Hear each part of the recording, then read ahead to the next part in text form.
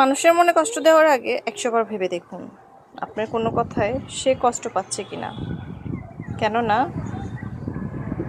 মানুষের দেওয়া কষ্ট স্বয়ং আল্লাহ পাকও নিজে থেকে ক্ষমা করেন না।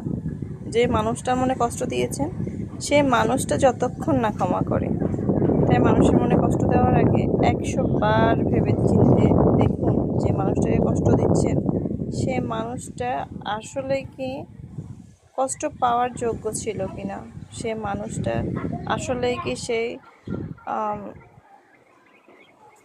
কষ্টটা যে দিচ্ছেন সেটা পাওয়ার সে যোগ্যতা ছিল কিনা। না, শুধুই কষ্ট দিয়ে যাচ্ছেন।